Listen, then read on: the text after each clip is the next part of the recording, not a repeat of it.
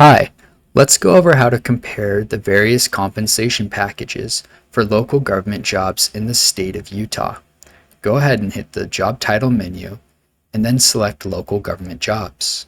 This will take you to the local government jobs page. Our data science team has made a curated list of various local government jobs that we think most local government officers and offices might be comparing on our website. So let's click from that curated list and let's select clerks. Then click submit.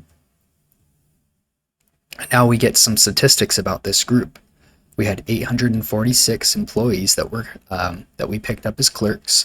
They had a mean total compensation of $62,000. Here's their standard deviation and their total sum and other percentile information. We can see the breakdown as a histogram for total compensation, and we can see the raw data below down as a table form. You could download this data as a CSV and do your own data analytics if you want to. You can also filter this data.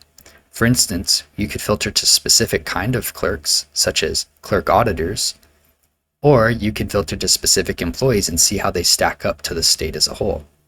You can filter to specific government types. For instance, let's filter to cities, and now we can see different statistics for this group. The filtered group is the orange and the base data is blue. So we had 40 that were under cities only. And we can see that that mean is a little bit higher than the base data. Let's deselect. We can also look at specific entities. Let's do Altatown. They're a little bit higher.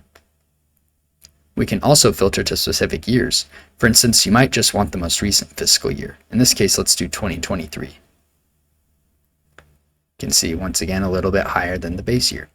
You can also filter, rather than the total compensation, to wages only or just benefits. If you have any questions on how to use this tool, feel free to reach out to the Transparent Utah team. Thank you.